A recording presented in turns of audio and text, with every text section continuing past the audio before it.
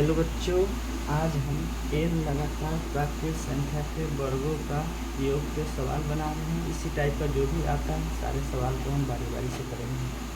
तो पहला नंबर सवाल है n लगातार प्राकृत संख्या के वर्गों का योग बराबर फॉर्मूला होता है n इंटू n प्लस 1। आइए एग्जाम्पल एक ले लेते हैं।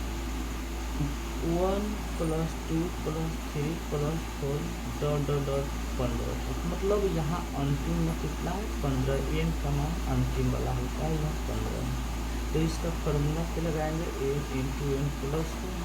n का मान मेरा 15 है तो 15 लिख लेंगे।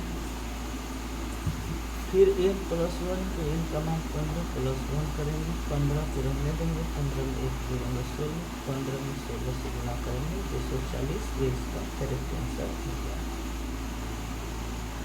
दूसरा सवाल है n लगातार सम संख्या के वर्गों का योग n इंटू n प्लस 1 बटा 2। आइए एग्जाम्पल लेते हैं। 2 plus 4 plus 6 plus 8 dot dot dot यहाँ 20 तक है, मतलब n का मान 20 है। इसका फॉर्मूला लगाएंगे n इंटू n प्लस 1 बटा 2। n का मान मेरा 20 है तो 20 लिखेंगे। n का मान फिर यहाँ पे 20 है, प्लस है तो प्लस, 1 है तो 1, बट्टा में 2, 20 तो 20 ही रहेगा। 20 में 1 जोड़ेंगे 21, तो 20 गुना 21 और बट्टा में 2 है, 2 रहने देंगे। 20 से 2 कटेगा, 2 दहाई के 20, 10 मतलब 10 में 21 से गुना करेंगे 210। इस सवाल का राइट आंसर होगा। आइए तीसरा सवाल दिखाते हैं। n लगातार विषम संख्या का योग बराबर फॉर्मूला होता है n स्क्वायर। एग्जाम्पल ले लेते हैं। 1 का स्क्वायर प्लस 3 का स्क्वायर प्लस 5 का स्क्वायर प्लस 7 का स्क्वायर डॉट डॉट डॉट 24 का स्क्वायर, मतलब n का मान 24 है। आइए तो n स्क्वायर होता है तो इसमें कुछ नहीं करना है, तो 24 n का मान है, 24 का स्क्वायर करेंगे, 24 24 के 576। This question answer is 576।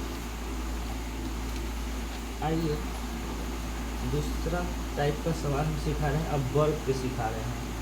n लगातार प्राकृत संख्या के वर्गों का योग का फॉर्मूला होता है n into n plus 1 into 2n plus 1 बटे 6। एग्जाम्पल ये है। 1 का स्क्वायर प्लस 2 का स्क्वायर प्लस 3 का स्क्वायर डॉट डॉट डॉट 25 का स्क्वायर, मतलब n का मान यहाँ 25 है। तो आइए फॉर्मूला लगाएंगे n, तो n का मान 25, n प्लस 1 तो 25 प्लस 1 क्योंकि n का मान 25 है। 2n तक 2 गुना 25 प्लस तो प्लस 1 तो 1 लिख दिए, बटा में 6, 25 को रहने दिए, 25 में 1 जोड़े हैं 26, ये इंटू रहता है तो यहाँ गुना होता है। फिर 25 में 50 प्लस 51 हो गया है, इसको काट दो 6 से, 6 को 26 काटे हैं, मतलब इसको 3 काट दिए हैं, इसको 13 मतलब काटे, 26 को काटे, ये उसका अलग का है। फिर इसको इधर आकर लिखते हैं 25 गुने 13 गुने 5 गुने 17, ये 5 नहीं है, ये 25 13 और 51।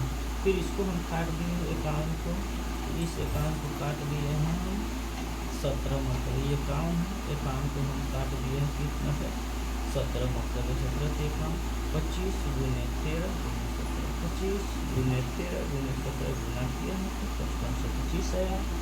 इस क्वेश्चन का आंसर ये हो गया।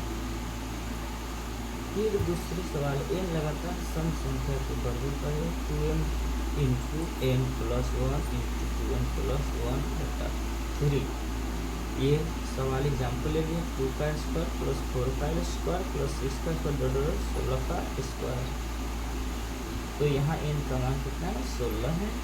आइए फॉर्मूला 2n पर 2 गुने 16, फिर n प्लस 1 तो n का मान 16 प्लस 1, फिर 2n तो 2 गुने 16 प्लस तो प्लस 1 तो 1 कर दिए, बटा में 16 में 2 से गुना करेंगे 32, 16 17, 16 गुना 32 में जोड़ेंगे 33, 33 को 3 से काटेंगे, 11 किया 33, आ गया 32 गुने 17 गुने 11, 32 में 17 से फिर 11 से गुना किए तो 59 से 84 है, ये इसका आंसर है।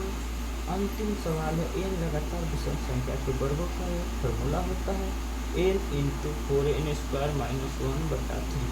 एग्जाम्पल है 1 का स्क्वायर प्लस 3 का square plus 5 dot dot dot 8 का स्क्वायर। लेकिन यहाँ 8 नहीं होगा, लेकिन हम ले मान लिया यहाँ पे 8 संख्या तक है, ठीक है, 8 वो संख्या है। ध्यान रखिएगा यहाँ पे 8 वो संख्या है, बस इतना याद है। यहाँ 8 तक संख्या मतलब लाइन से 1 3 5 7 करते हैं तो कितना है 8 है।